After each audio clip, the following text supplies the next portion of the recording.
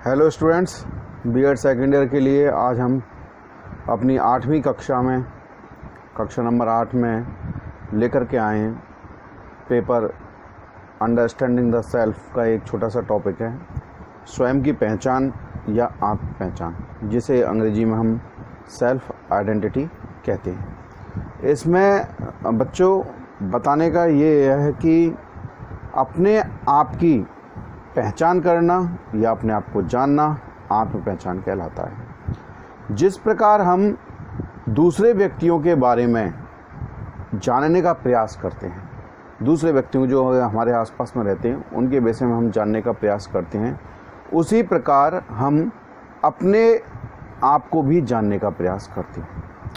हम एक दूसरे का मूल्यांकन करते हैं और उसकी छवि का निर्माण करते हैं।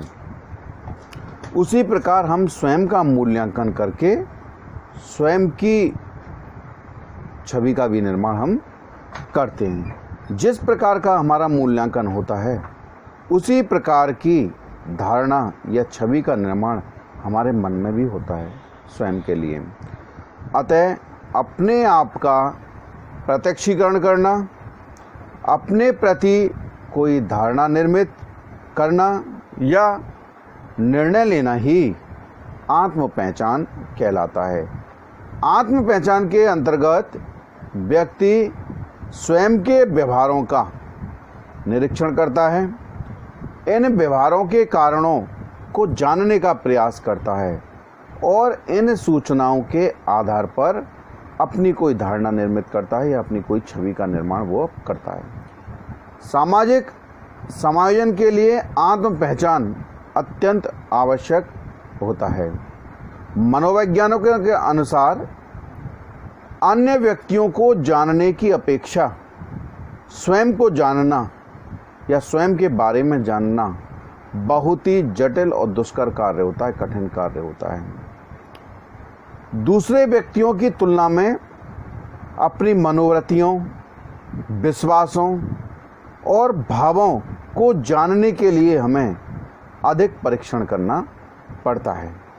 जिस सीमा तक व्यक्ति स्वयं को जान लेता है उसी सीमा तक वह दूसरों के साथ स्वयं को समायोजित करने में समर्थ हो जाता है या सक्षम हो जाता है। जिन व्यक्तियों में आत्म स्वीकृति और आत्मबोध का गुण है वे लोग मानसिक रूप से स्वस्थ होते हैं। इस दृष्टि से मानसिक तथा सामाजिक जो रूप से स्वस्थ रहने के लिए, मानसिक रूप से और सामाजिक रूप से स्वस्थ रहने के लिए आत्म पहचान अत्यंत आवश्यक होता है। इसके साथ ही कुछ आत्म पहचान के सिद्धांत हैं, थ्योरीज ऑफ सेल्फ आइडेंटिटी। इसमें पहला जो सिद्धांत है वो है सामाजिक तुलना का सिद्धांत, थ्योरीज ऑफ सोशल कंपैरिजन। ये क्या होता है? इस सिद्धांत में क्या होता है?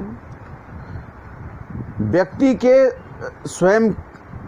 के स्व पहचान का जो आधार होता है वो भौतिक वास्तविकता तथा सामाजिक वास्तविकता पर आधारित सामाजिक तुलना होती है। दूसरी बात इसमें जो इम्पोर्टेंट है वो है, कभी व्यक्ति भौतिक वास्तविकता तो कभी सामाजिक वास्तविकता के आधार पर अपने व्यवहारों को या अपने व्यवहारों की तुलना दूसरे के व्यवहारों की तुलना से करता है, व्यवहारों से तुलना करके करता है। तुलना के परिणामों के आधार पर ही व्यक्ति कोई निर्णय लेता है या कोई छवि का निर्माण करता है या धारणा को निर्मित करता है। एक मनोवैज्ञानिक हुए फेस्टिंगर ने एक सर्वे किया। उस आधार पर उन्होंने बताया कि हम अपने समान व्यक्तियों के साथ में तुलना के परिणाम स्वरूप अपने आप का या अपने स्वयं का मूल्यांकन भी करते हैं। इसी में आगे जो बताने का प्रयास कि अपने विचार या योग्यता का मूल्यांकन करने के लिए व्यक्ति में क्या है कि मौलिक प्रवृत्ति पाई जाती है तथा वह अपने जैसे जो लोग हैं या हमारे समान जो दूसरे अन्य लोग हैं उनके द्वारा प्रस्तुत सामाजिक वास्तविकता का वो उपयोग करता है। दूसरा जो सिद्धांत है इसमें वो है अवलोकन का सिद्धांत, थ्योरी ऑफ ऑब्जर्वेशन। इस सिद्धांत के अनुसार किसी भी व्यक्ति को अपनी जो आंतरिक स्थितियों का जो कोई भी ज्ञान नहीं होता।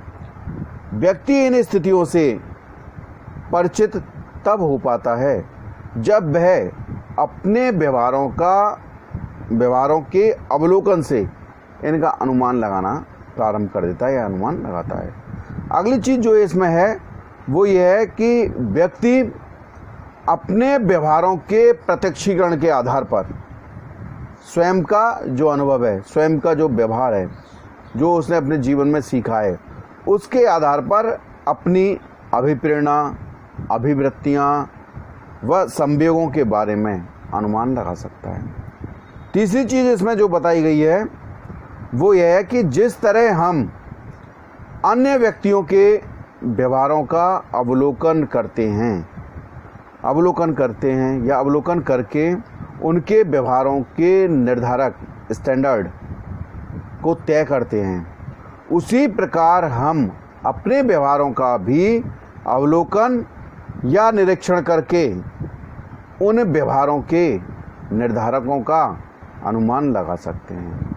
आज का ये छोटा सा टॉपिक था वो यहाँ पे समाप्त हुआ। मैं वीडियो के अंत में वही कहता हूँ कि ये जो क्लासेस हैं, कोरोना की वजह से ऑनलाइन क्लासेस पढ़ाने की कोशिश की जाती है, प्रयास किया जा रहा है। इसका कोई अलग से कोई फंड नहीं आता है विश्वविद्यालय की तरफ से, और प्राइवेट टीचर की क्या स्थिति है वो आप जान सकते हैं। तो कई बच्चे, मेरा आपसे यही कहना है कि आपके लिए नोट्स बनाइए छोटे छोटे, जितना आप पे हो सके। बाद बाकी की जब भी कक्षा लगाएंगे हम दोबारा से पढ़ा देंगे आपको, लेकिन चैनल को सब्सक्राइब करना ना भूलें। चैनल को सब्सक्राइब भी करें, लाइक भी करें, हो सके तो कमेंट भी करें और दूसरों तक पहुंचाए भी, शेयर भी उसको करें, क्योंकि हम जब भी नई वीडियो बनाएंगे तो आपको तुरंत नोटिफिकेशन प्राप्त हो जाएगा और उसको आप देख सकते हैं। कोने में आए बेल आइकन को ज़रूर आप प्रेस कर दें, क्योंकि उस पर बेल आइकन को जब हम प्रेस करेंगे तो उस पर ऑल लिखा आएगा, तो ऑल को क्लिक कर दें, जिससे कि तुरंत ही जो हमारे द्वारा वीडियो जो बनाई जा रही हैं वो आप तक पहुंच जाएं। जब तक के लिए जय हिंद, जय भारत, धन्यवाद।